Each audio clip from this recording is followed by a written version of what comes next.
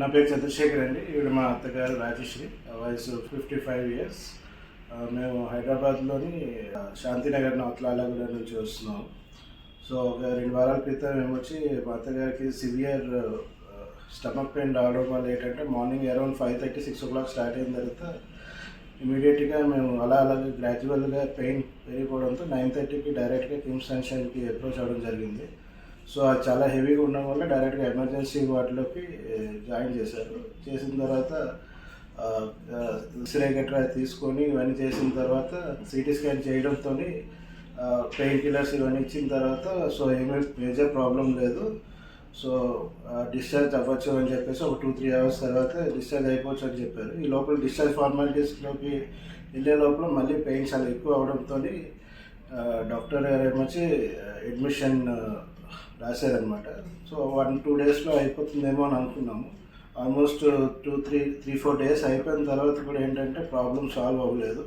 So in this 4 days ఏంటంటే కంప్లీట్గా various scans అని చెప్పేసి ఎక్స్రేస్, ఎండోస్కోపీ అన్నీ కూడా కొలనోస్కోపీ ఇవన్నీ చేయడం జరిగింది.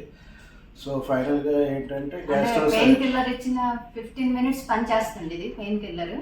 తర్వాత మళ్ళీ వెంటనే నొప్పి స్టార్ట్ అయిపోతుంది. ఏది తిన్నా నీళ్ళు తాగినా కూడా ఒంటికి సరిపోతుంది. ఒంటికి సరిపోవడం వల్ల ఇక్కడ ముక్కులో ఒక పైప్ వేసారు. నాకు పైప్ వేసి మీద అబ్డమన్ తాలూకా బైల్ జ్యూస్ అంతా బయటకు వచ్చేది అనమాట. ఒక బ్యాగ్ పెట్టేసారు. ఆ బైల్ జ్యూస్ అంతా వచ్చేయడం అయినా నొప్పి కొంచెం ఉండేది. అలాగా హఠాత్తుగా ఒక్కొక్కసారి ఎక్కువ జోరుగా వచ్చేది నొప్పి. మళ్ళీ పెయిన్ కిల్లర్స్ వేస్తుంటే కొంచెం తగ్గుతుంటుంది. అలాగా మేము ట్యూస్డే జాయిన్ అయ్యాము. ట్యూస్డే నుంచి సండే వరకు ఏమీ తెలియలేదు. సిటీ స్కాన్లో, కొలోనోస్కోపీలో, ఎండోస్కోపీలో ఏమీ తెలియలేదు. తర్వాత సండే సాయంకాలం 5 ఒక 2 liters బాటిల్లో ఒక లిక్విడ్ ఇచ్చి అది సిటీ స్కాన్ చేశారనమాట. ఆ లిక్విడ్ తోటి అప్పటికల్లా విమలాకర్ సార్కి సుదేశ్ పాటిల్ గారు ఇచ్చారు కేసు ఇస్తే తన సిటీ స్కాన్ చేయించారు 2 liters నీళ్ళలోని అది లిక్విడ్ కలిపి. అప్పుడు ఆ సిటీ స్కాన్ ద్వారా తెలిసింది ఏంటంటే ఆ పేగు లోపల అతుక్కుపోయింది అనేసి నా భాషలో నాకు అర్థమైంది. అదే అతుక్కుపోయిందని. సో సేమ్ అదే రీజన్. దానివల్ల ఏంటంటే ఇనిషియల్గా లాక్ట్రోమ్ అని చెప్పారు. బట్ లాక్ట్రోమ్ అయితే that is a major surgical procedure. మేము కూడా కొంచెం భయపడ్డాం, ఎందుకంటే అది రికవరీ పీరియడ్ కానీ ఇంటర్నెట్లో మేమంతా లాక్ట్రోమ్ అనేది ఏంటి సర్జరీ చూసేసరికి మేము కూడా కొంచెం భయపడ్డాం. బట్ సర్జరీ రూమ్లోకి వెళ్ళిన తర్వాత విమలాకర్ రెడ్డి గారు ఏంటంటే మాకు ధైర్యం చెప్పి అంతా కూడా ఏం ప్రాబ్లం లేదు చూద్దామని చెప్పేసి వెళ్ళిన తర్వాత వన్స్ ఆపరేషన్ థియేటర్లోకి వెళ్ళిన ఒక 1-2 hours తర్వాత సార్ కూడా వచ్చి సో లాప్రోస్కోపిక్ సర్జరీ ద్వారా ప్రాబ్లమ్ సాల్వ్ అయ్యింది. సో ఆల్మోస్ట్ ఒక 3-4 holes చాలా మైనర్ సర్జరీ. సో రికవరీ కూడా ఏమీ వరీ అవ్వాల్సిన అవసరం లేదు.